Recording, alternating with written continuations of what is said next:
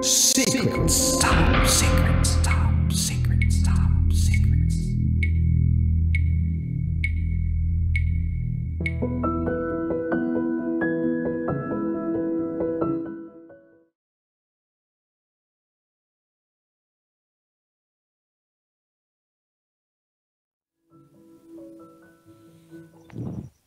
Hi Kabisyo, it's me DJ Rakitera.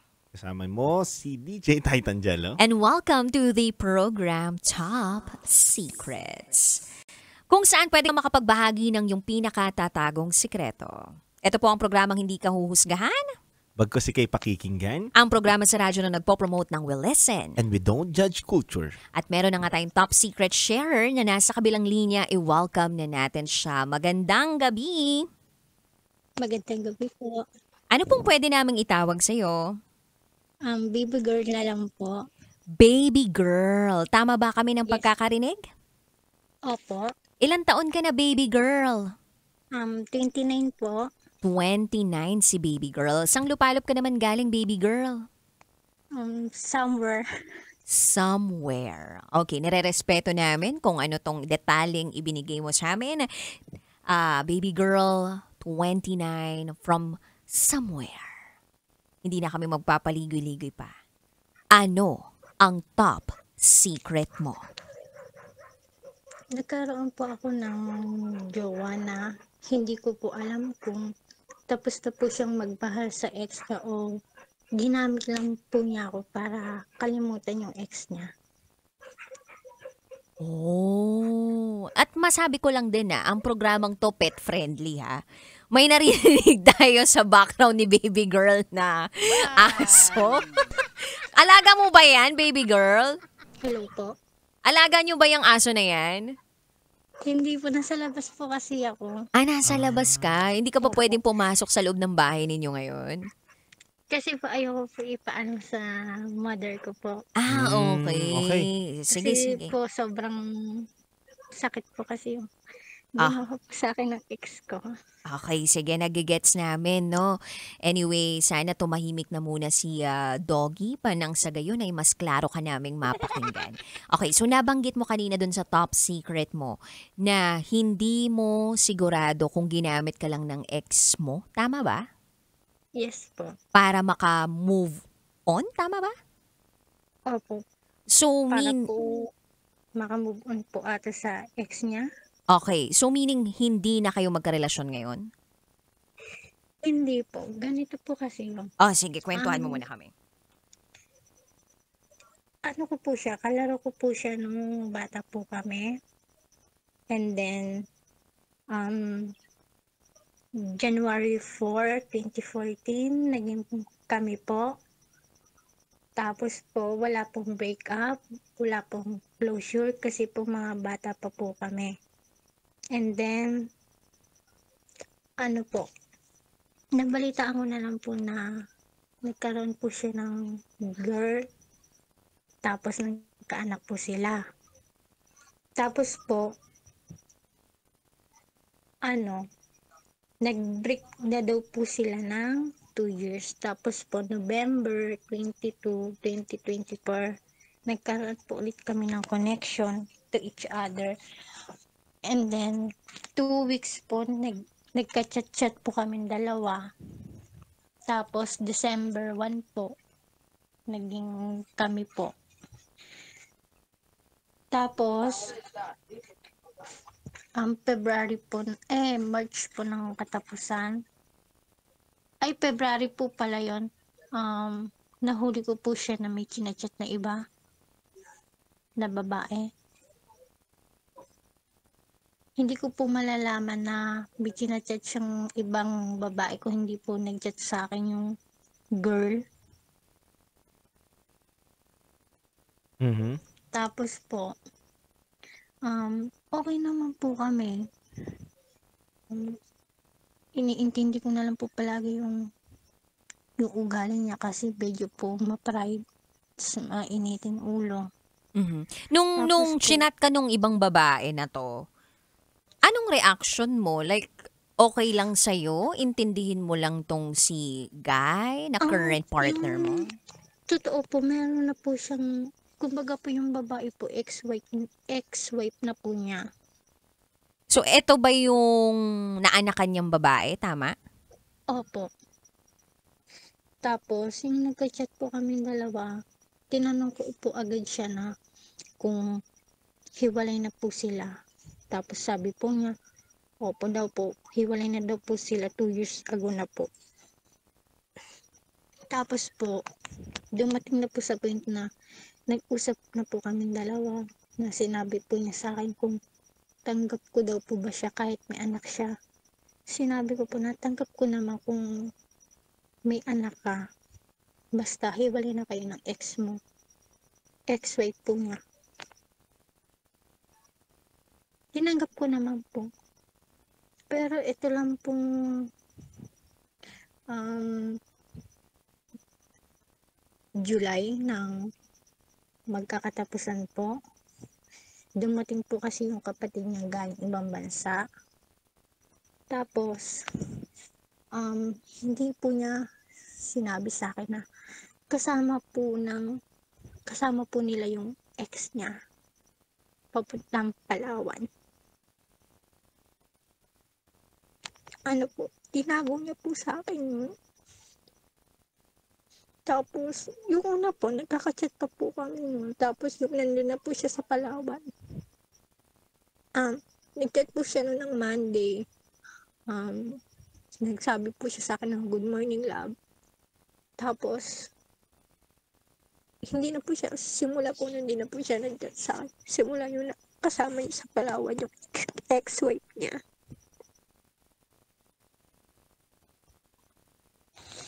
Tapos po, bigla na lang po niya ako iniwan sa ere.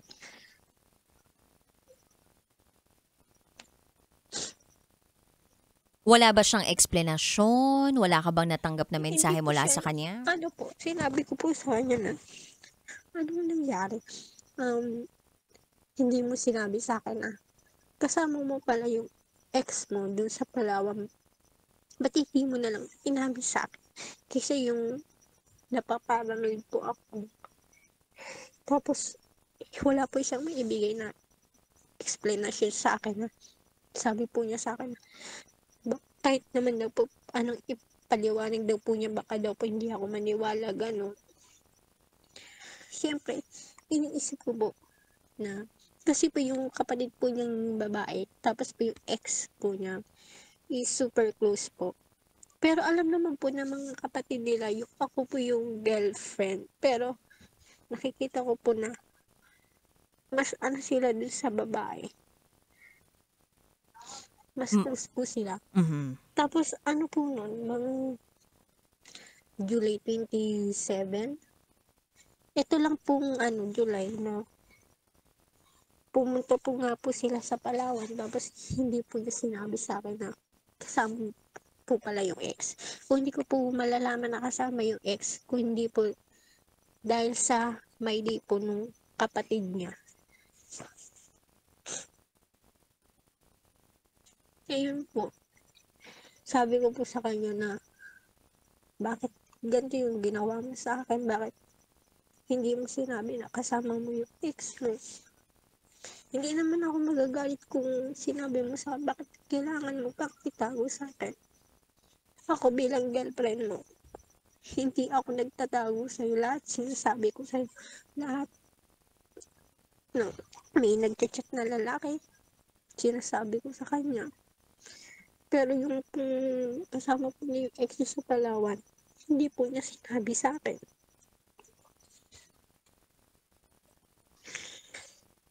Po sila dun? Apat na araw po.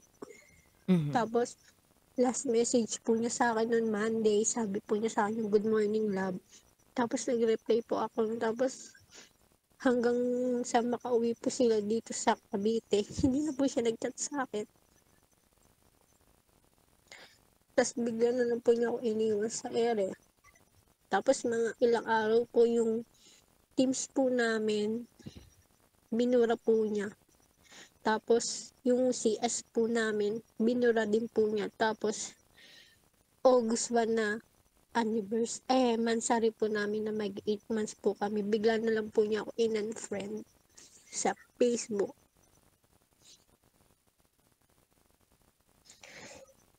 Sobrang dami ko pong tanong, bakit po ginawa sa akin? Bakit na po ako iniwan sa ere? Mhm.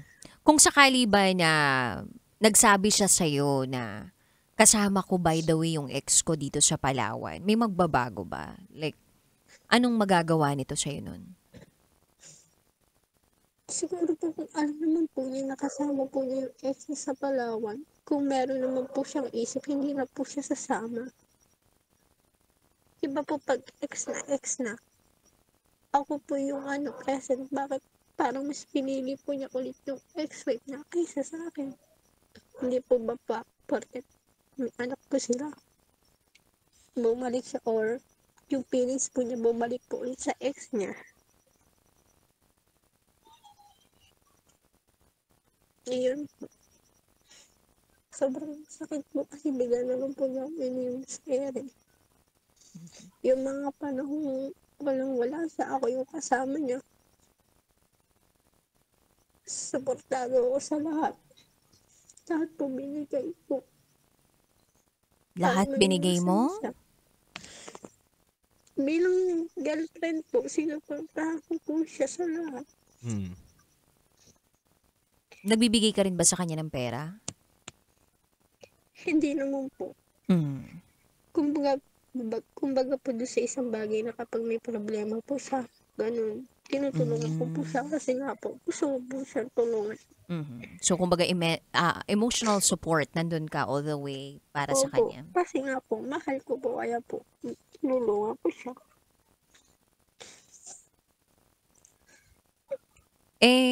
Anong plano mo ngayon? Wala po siya sinabi sa akin na break, ganun. Parang, ganun pa, iniwan na lang po niya ako bigla sa ere.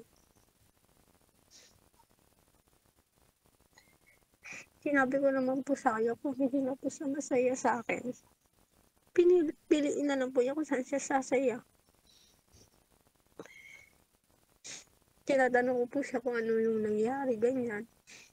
Sabi niya sa akin na kung magpapaliwanag naman daw po siya, baka daw po magalit ako. Wala naman po siyang pinapaliwanag sa akin. Hanggang ngayon po, wala po akong, marami po akong tanong na anong nangyari, ganyan. Bakit nagkaganon? Yun ang tanong mo sa sarili mo ngayon? Opo.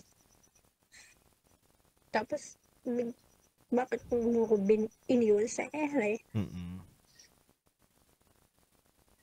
Yan ba yung tanong mo sa sarili mo ngayon na gusto mo masagot?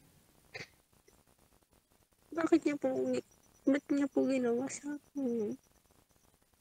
Okay na bang Gusto mo bang, magsalita oo ako? nga eh, gusto mo bang makarinig ng sagot doon sa tanong mo? Na, Bilang isang lalaki. oo, na hindi man galing doon sa mismong taong nanakit sa iyo, nang iwan sa iyo sa ere, pero galing sa perspektibo ng isang lalaki. Okay ba sa iyo yun na marinig Okay ang naman side ni po. Titangelo? Okay. Dude, bakit mo kasi iniwan? Charot lang, Widarot. Go ahead. Para lang sa akin, baby girl, ang panloloko kasi ay choice yan ng isang tao. Hindi dahil sa may pagkukulang ang babae o hindi mo na ibigay yan lahat. Nagkakaroon kasi tayo lagi ng pagsisisi sa sarili natin bilang isang babae na baka hindi ko kasi naibigay yan lahat eh. Baka dun sa lahat ng binigay ko may pagkukulang pa. Hindi po ganun yun, baby girl. Para sa akin, naniniwala ko na ang panloloko isang choice yan ng tao o isang lalaki na hindi niya pinahalagahan yung totoong pagmamahal mo sa kanya at pinili niya na manloko at mang-iwan. Kaya wag natin unang-una sisisihin yung sarili natin bilang tayong nagmamahal, nasaktan, dahil sa choice ng isang tao. Tsaka ako, nalulungkot ako na may tao na laging sinasabi niya na, hindi, ako yung may pagkukulang. Kasi hindi ako yung pinili eh. Hindi yun ganun. May mga tao talaga at may mga lalaki. Ito na, may mga lalaki talaga na hindi nila vina-value yung pagmamahal ng isang tao. nakakalungkot yun. Kaya nga po tinanong ko po sa kanya kung hindi po ba siya kontento sa kung anong binibigay ko sa kanya. May kulang ba sa akin? Kung ako sasagot niyan, bilang ako yung boyfriend mo, siguro wala naman kulang kung alam mo naman din sa sarili mo na binigay mo lahat bilang isang babae. Tinanggap ko nga po siya kahit may anak siya Yes, dun yun sa pa ex lang niya. di ba? Na tinanggap mo siya bilang may anak. Ang hirap yun bilang ikaw dalaga tapos tatanggapin mo isang lalaki na may anak. Mahirap yun. It means, mahal mo talaga siya. So doon sa part niya, doon ko na sinasabi na choice niya yun At wag na wag mong sisisihin yung sarili mo doon. Alam mo, naniniwala nga ako na ang tibay ng isang relasyon hindi dahil sa tagal niyong pagsasama, na ibuhos mo yung lahat. Hindi ganoon Ang tibay kasi ng relasyon para sa akin, yung kahit ayaw mo na siya, pipiliin mo pa rin siya sa araw-araw kahit sa pinakapangit na kwento ng buhay niya. At yun yung pinakita mo sa kanya, na kahit may anak na siya, may nakaraan siyang hindi maganda, na alam mong bakit, ang daming question kasi dun kung may anak siya sa nakaraan niya, bakit ka nagkaroon ng anak sa ba't hindi mo nabuo yung pamilya mo, tapos ngayon tatanggapin kita, pero tinanggal mo lahat yun, baby girl, dahil nga mahal mo siya. So it means, tinanggap mo siya ng buo. So Yes po. kung titignan natin at tinatanong mo sa sarili mo, gusto ko lang din ibuksan yung mata mo. Kung tinatanong mo sa sarili mo na may pagkukulang ka, wala kang pagkukulang. Huwag mong sisisihin po yung sarili mo. At babalik lang ulit ako dun sa sinabi ko na napakasimple. Choice ng isang tao na magloko, kaya niya ginawa po yun. Hindi dahil sa may pagkukulang ka.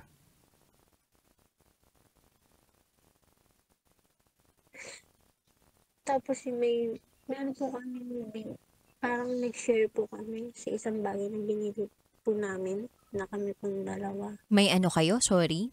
Pakiklaro nga yun. Meron po kaming binili na isang bagay na Mm. nag-share po kaming dalawa. Okay. May binili kayong isang bagay na nag-share kayong dalawa. Tama? Opo. Tapos, gusto po niya agad mabili. Yung ginawa ko po nun is, nag-loan po ako nun para sa gusto ko na po siyang matulungan. Tapos yung natitira ko pong pera is, binigay ko din po dun sa bibilin po namin na bagay po na yun. Pwede bang malaman namin kung ano tong bagay na to nang sa gayon mas maintindihan namin tong kinukwento mo? Yung ano po, yung kotse po. Kotse. Tama? Yes po. Yes po. Yung Second hand kotse ba lang to po na- or brand Brand new? Yung ano lang po, yung mga small body na kotse. Okay. Old car Mhm, to. mhm. Second hand na, small body. Tapos fully paid ninyong Mm. binili.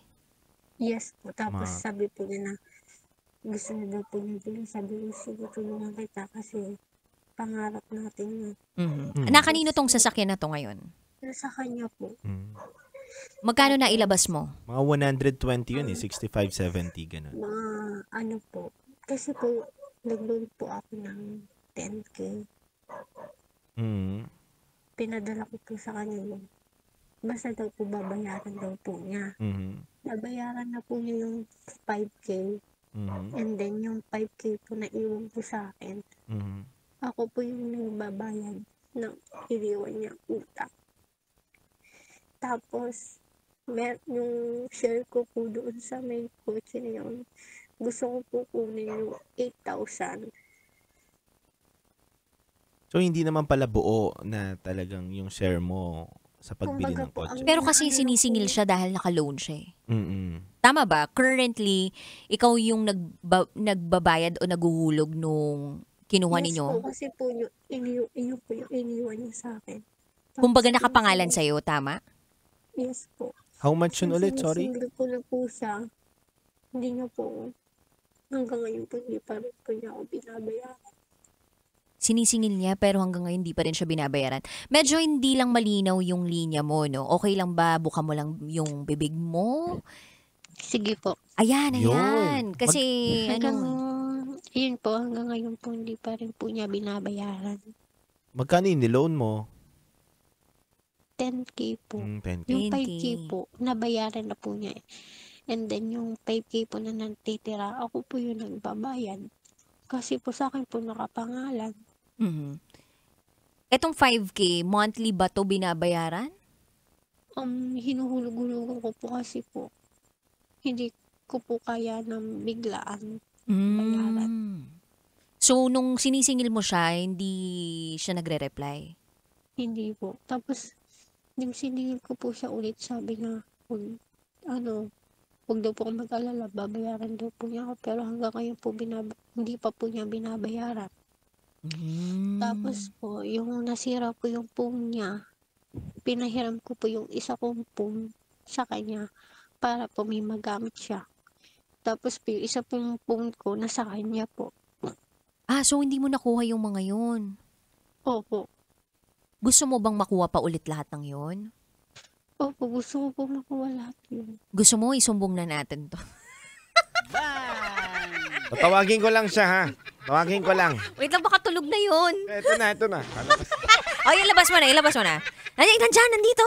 Ako po, hindi ko na po siya chinachat kung magbabayad po siya o hindi. Kasi, iniisip ko po, kung magchat-chat pa po ako sa kanya, baka isipin niya po na gusto ko lang po magkaroon ng connect sa kanya.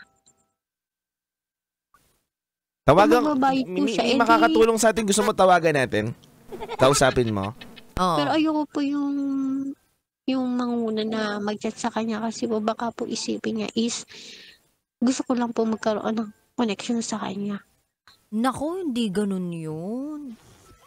Baga, huwag mo na masyadong isipin siguro yung iisipin niya kasi hindi ka nga niya naisip nung nagloko siya, diba?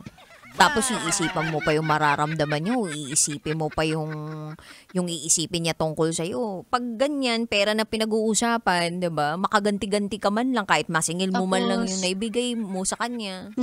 Nakita ko po sila kasi po yung birthday po yung anak niya ng August 8. Nakita ko po sila na nagbanding po sila tapos andun din po yung ex-wife nga. Hindi ko po alam kung ex-wife na po o sila na po ulit.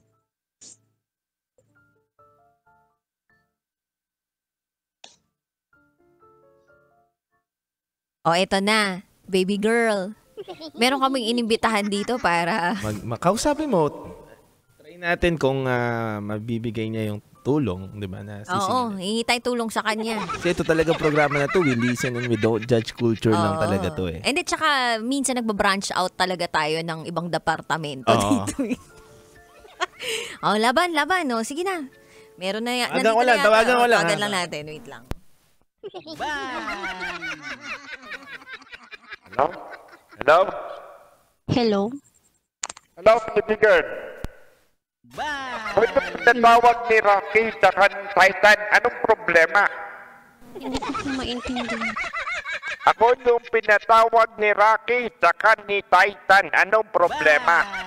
Ano po, Choppy po? Papi, medyo malayo kasi yung lugar ko eh. Wait. Ako yung pinatawag ni Rocky at ni Titan. Ano bang problema? Sinong sisingilin natin? Hello? Hello po? Yes po? Sinong sisingilin natin? Hello, baby girl? Hello? Sinong sisingilin natin, baby girl?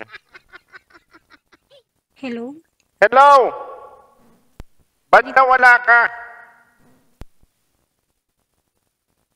Alam mo, feeling ko, Parang hindi makakatulong yung Hindi pinatawag. makakatulong. Parang hindi makakatulong yung tinawag ko. Kaya nga hindi kayo nagko-connect. Baby girl. Hello? Hindi niya naiintindihan. Nga, hello lang din siya ng hello. Nahilo na ako sa inyong dalawa. Wala siya. Ewan ko ba sa mga naganap kanina?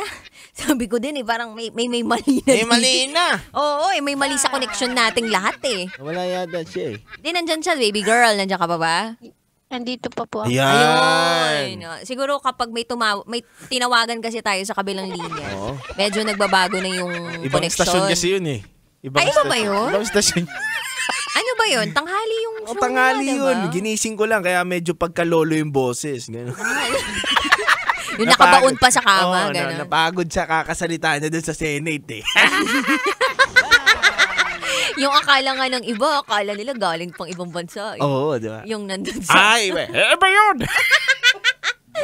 Ay, nako. So, baby girl, anong gusto mong mangyari ngayon? Gusto mong singilin? Gusto mong singilin ba? O ayaw mo na lang kasi ayaw mo na pag-isipan kanya na gusto mong bumalik sa kanya? Anong gusto mo ngayong mangyari? Siya na po bahala kung magbabayad po siya o hindi. Hindi naman po ako magdadala ng ginawa niya. Pero gusto mo samahan kita, singilin natin? May number ka ba niya? Message mo kaya yung Viber number niya. Subukan nating singilin. Gusto mo tawagan ko ngayon? Singilin natin. Dali, message mo sa akin yung Viber number niya. Subukan natin tawagan. Wala po siyang, ayoko na po siyang kausapin. Hindi kami nga kakausap Ako para kakausap sa'yo. niya dito. Tatawagan natin. Gusto mo? Binura ko na rin po yung number niya. Binura na talaga niya. Ay, in short, ayaw niya talagang ipakiusap sa atin. At saka gusto niya na siguro talagang kalimutan. Binura pero memorize yung number.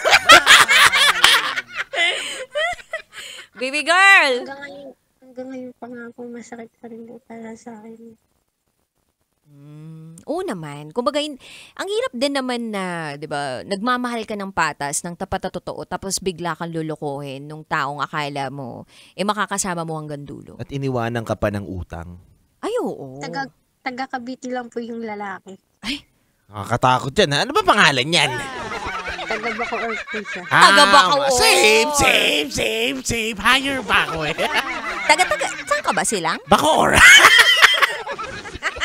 Ay, talaga nga naman. Pero baby girl, kung nakikinig siya ngayon, ano ba tawagan nyo dati nitong lalaki? Oo, ano tawagan niya? Love po. Love? Uy. Kakaya naman sa Love Radio. Love Radio, 50 years loyal, faithful. So, 8 months lang, bumigay. Sabi ko nga po sa kanya, talaga bang minahal mo ko o minahal mo lang ako kasi ako yung nasa tabi mo, yung walang-wala ka. Parang pang pelikula yun, Minahal mo lang ako kasi kailangan mo lang ako. Oo. O, para Dubai, makalimutan mo yung Claudine ex mo. Barreto. Alam mo yun? Mahal mo ba talaga ako? Mahal mo ba ako? Kasi kailangan mo ko, kaya mahal mo ko. Yung mga linyahan dun eh. Grabe. Okay, sige, baby girl, kung meron kang mensahe ngayon kay Love, kung sakali mo nakikinig siya ngayon, mapadaan to sa cellphone niya. nagdadrive? O, kung nagdadrive siya ngayon, ano ang pwede mong ibigay na mensahe sa kanya? Bibigyan ka namin ng 1 minuto, diba? Para makapagbigay ng mensahe sa kanya. Kahit di mo na siya makontak sa cellphone, through radio, diba? Through Love Radio, makapagbigay ka ng mensahe sa kanya nang walang kahit anong bumabagabag sa iyo pagkatapos. Okay, go. Jeff, Nag-drop name ka! Sino si Jeff? Na taga Bacoor! Jeff, may anak. Jeff, may anak! Taga Bacoor! Binila ng small body! Hello. hello?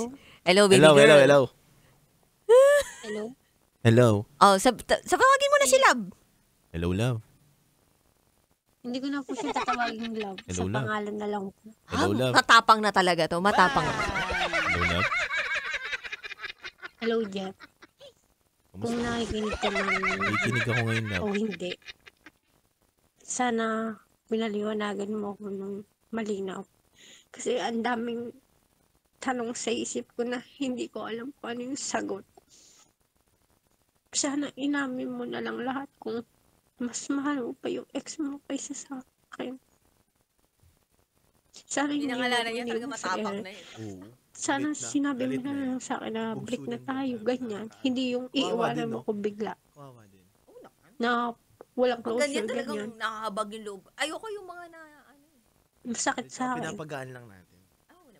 Kasi hanggang ngayon, wala pa rin sagot sa lahat ng tanong ko.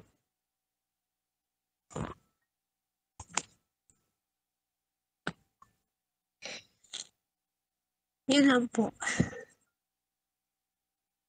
Alam mo, dahil sa topic mo, nag-aaway kami ngayon ni Rocky. Di naman tayo nag-aaway. Di Nagkakadiskusyon lang tayo. Yes, oo naman. Alam mo, in fairness naman yung mga hindi taga-Bacoor na Jeff yung pangalan, mark safe kayo. Oo naman. Okay.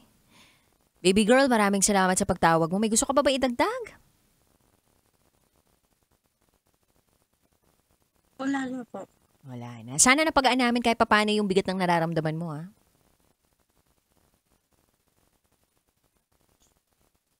Sakit mo talaga kasi. Sobrang sakit po.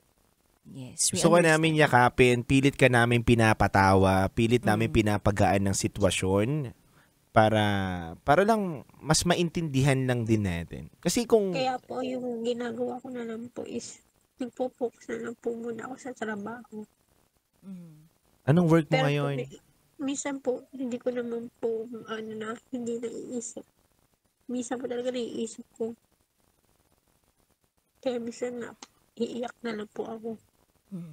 Normal yan. Ilabas mo lang muna ng ilabas. Hanggang sa isang araw, marirealize mo, ang pangit pala ng Jeff na yan. Ganun. Diba? Nothing beats Jeff from Bacoor, Cavite. Nagpakatotoo naman po sa kanya. And Sa then, lahat ng bagay. yes. Sa lahat ng bagay, naging supportive ako sa kanya. Para maging masaya siya.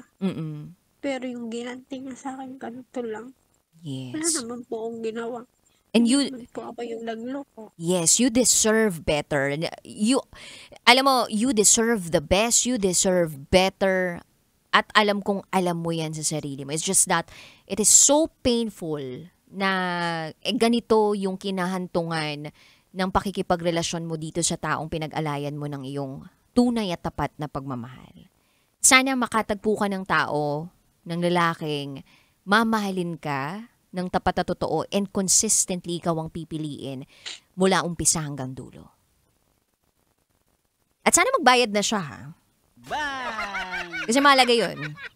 Pampalubag loob na lang. Charot Wedaro. Thank you so much, Baby Girl 29 from somewhere. Bye. Bye.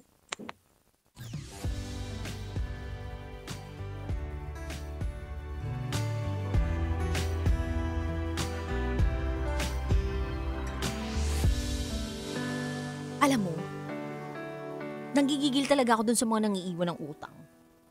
Oo, mali naman. Yung nagloko na nga ang kapal ng mukha, tapos Di ba binayaran? hindi pa nagbayad ng utang. Hindi naman yun talaga. Baga, hello! Sana man lang kung magloloko kayo. Hiwalayan na ninyo, tapos kung makipaghiwalay kayo, siguraduhin nyo na nakapagbayad kayo ng utang nyo. Garapal na yung mga ganyan. Grabe naman yung ganun, di ba? Nanakit ka na nga, nangutang ka pa. Hindi ka pa nagbayad. Tsaka, yung, alam mo yung feeling na parang ang pinaka may bibigay mo na lang sa taong ganung level magmahal. Kasi, di ba parang, hello, ang provider mindset, normally lalaki yan, di ba? Pero yung babaeng nag-share, di ba, ng ambag, na hindi naman talaga required, or hindi naman talaga, alam mo yun, hindi naman talaga niya bagay yun eh. Kumbaga, hindi naman niya yun yung gustong-gusto niya eh. Kumbaga, para yun dun sa lalaki eh. Pero inalay niya yun, nag-loan siya, kumbaga nag-extra mile siya to do it for you, to provide for you. That must be something. And ang pinaka maibabalik mo na lang dun is yung pagpapakatotoo mo at yung pagiging gentleman mo, respeto mo dun sa taong yun. Na kung sakali mang hindi na talaga siya yung tinitubok ng puso mo, maging lalaki ka na sabihin na, sorry, hindi na to mag-work. Pwede bang akin na lang tong sasakyan? Yes. Ganon, di ba? Or, okay lang ba hatiin na lang natin kung magkano yung naambag dito sa sasakyan? Yung ganon. Dapat ganun. Pero kasi sa akin, para sa akin naman, kung nagmamahal ka at naging masaya ka naman ng mga panahon na binibigay mo yon at hindi ka rin naman pinilit, ginawa mo yan. Magkaiba kasi yan eh. Pwedeng hininian ka o talagang kusan loob mong binigay. So kung kusan loob niyang binigay, hindi sa inutangan at talagang siya nag-abot ng lahat-lahat na yun, siya yung nag-initiate, siguro wag ka na maningil. Kasi yung panahon na binibigay mo yun, bukas sa puso mo yun eh, masaya ka eh, di ba? Na binibigay mo yun. Pero kasi dito sa kwento niya na inutangan siya, sa pinag-loan, 'Diba? Siguro naman dapat konsensya naman ng lalaki na 'yon na bayaran mo yung dapat mong bayaran. 'Di ba? Yun lang naman ang gusto niya. Bayaran yung loan. Tapos kung ano man yung share dun sa kotse, bayaran mo na lang din. Hindi, pero alam mo, dude, kung matinong lalaki ka, ako ito naman point of view ko dun sa kabilang side Kung ikaw matinong tao ka at alam mo na may value yung ibinigay sa'yo ng tao, and alam mo na pinaghirapan niya yun, plus meron pang nakabinbin na loan, or sabihin natin kusa niya rin ibinigay yun. Pero kung, yun nga, niloko mo na, huwag mo nang dagdagan doon sa parte na parang wala ka pang ibibigay sa kanya na hati doon sa pinagsaluhan o na shinare ninyo na gastusin. Parang, kumbaga, isang property, diba? Na alam ninyong shared kayo or share kayo na nag-ambag doon. Dapat parang equal din naman kayo sa distribution, 'di ba? Pagdating sa paghihiwalay ninyo. Hindi yung lahat gusto mo sa'yo lahat. Parang 'di ba, kung lalaki ka, maging man ka to do it na i-divide mo naman sana 'yun. Kaso nga lang hindi naman lahat ng lalaki ay pare-parehas ng pag-iisip. At hindi rin naman lahat ng lalaki ay manloloko. Pero sa akin lang dito, siguro yung thinking nung lalaking nakilala nito ni baby girl. Ito yung klase ng lalaki na hindi niya tinitignan yung dignidad niya na kakaya naman bilang isang lalaki ko pa nagkautang sa babae. Diba parang hindi naman maganda yun na inuutangan mo yung partner mo. Red flag yun kapag ganun. Dapat kayo mga babae kapag may hiningi na sa inyo ang isang lalaki, dapat alam nyo na ay, alam ko yan. Nakapagbigay nga ako ng helmet dati. Diba? Motor. Motor, helmet, dami. Pumunta ka doon nagdala ka ng prutas doon sa condo, gano'n. Gano'n. Umakyat ka, gano'n. Oo, dude. Mas galit pa sa'yo. Diba, nagbigay ka ng mga kitchen, cookware, diba? Imagine what we do for love. Tapos, eventually, and dun sa pinakadulo pala ng lahat ng yun, diba, lulukuhin ka lang pala, or hindi ka lang naman pala ma-appreciate. Yun, sa akin naman hindi ako niloko. Pero hindi ako na-appreciate. Ayoko sabihin na ako yung niloko. Masama naman yun. Oo nga naman. Huwag tayo nagsisinungaling. Huwag tayo nagsisinungaling. Akin, hindi ko naramdaman na na-appreciate yung mga ginagawa ko dati. And then parang dito rin sa caller natin, parang di siya na-appreciate nung lalaki. Ang hirap din kalaban din kasi ng ex. Sa totoo lang. Lalo na kung may anak kayo nung ex. Tapos, kung may anak sila nung ex Tapos, alam mo na may communication sila. Tapos, alam mo na yung ex niya, yung ex-wife, hindi pa nakakahanap ng the one. Hindi wala pang current partner. Alam mo, sa mga ganung pagkakataon, titimbangin mo, sure ka na ba na wala na kayo, ganyan. Medyo mag-isip-isip ka pa din. Kasi hanggat hindi ka nasisingsingan, hanggat hindi sila annulled, hanggat walang hindi ka talaga sigurado eh. Baka maging panakip-butas ka lang. Yes. Biro mo Palawan. Tapos 4 nights, 'di ba? 4 days doon. Tapos close pa ng sister nung lalaki. Napakasakit nun para sa kanya kasi kumbaga hindi lang siya niloko. Kumbaga parang buong pamilya nung lalaki niloko siya. Kasi alam nung mga kapamilya na nandun yung ex-wife, may girlfriend naman na bago. Ang tanong dun kung kilala siya nung pamilya. Kilala naman daw siya. Alam daw nung pamilya na existing itong si baby girl. Kaya lang... Nakita niya? Hindi ko sure. Sabi niya yun, Tawagan nga natin ulit. Kaya nga kulang yung detalye. Hindi, pero ako naman, naniniwala naman ako doon. Yes. Na parang posible naman yun nakilala siya. Oo naman. It's just that, meron kasi silang anak eh. Diba, yung lalaki, si Jeff, may anak sila nung ex-wife niya. So, feeling ko, yung family din niya, syempre, gusto nilang makita yung apo, yung pamangkin, totoo naman yan. makasama sa Palawan. So, iba rin yung koneksyon, yung lalim ng koneksyon o relasyon ng mga kaanak nung partner niya o ex-partner niya doon sa ex-wife plus the child. So, doon pa lang parang medyo may insecure ka talaga. Kaya hindi ko masisisi itong si caller natin na ang dami niyang tanong sa sarili niya na ano bang kulang sa akin, kapalit-palit ba ako, kailangan niya lang ba ako, kaya mahal niya ako kasi kailangan niya ako. Yung ganung mga tanong. And paulit-ulit yun tatakbo sa isip mo hanggat hindi ka nakakarinig ng tamang sagot o o gusto mong marinig na sagot dun sa lalaking involved. Pero alam mo, dude, ang pinaka papa-move on sa'yo sa lahat ng to, alam mo ko ano? Ano? Yung self-love, self-esteem mo at yung pagtingin mo sa sarili mo. Kasi sabi nila, ang taong pumapayag sa ganun, ang taong nagduduel sa ganun ng napakatagal na panahon is yung taong mababa yung tingin sa sarili niya. So, kailangan mo talagang bumangon pagkatapos mong mag-self-pity, pagkatapos mong tanungin yung sarili mo ng paulit-ulit, kailangan bumangon, magkaroon ka ng confidence ulit sa sarili mo na kaya nangyari yun na hindi mo kasalanan, kundi choice yun ng lalaking nagloko sa iyo. Wala kang pagkukulang, umibig ka ng tama, and never ever regret the things that made you happy or the people that made you happy. Tama. The good thing here is that this brokenness of yours will be your blessing in the future kasi naging blessing in disguise pa to sa'yo dahil napakawalan mo yung isang tao o lumayo yung isang tao sa'yo na akala mo tama para sa'yo. And hindi mo dapat pilitin yung maling tao na maging tama para sa'yo. Kasi hindi mo matatagpuan yung tamang tao para sa'yo kung pipilitin mo na maging tama ang maling tao para sa'yo. I agree. Totoo yun. Yun lang yun. Kasi, kaya niya ginawa yung choice niya. Yeah, Choice choice. niya yun. Buti ka na lang talaga, no, faithful, loyal ka, Titangelo, no? Hindi mo sure.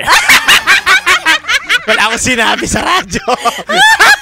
Ito naman, ini-alleviate na nga kita eh.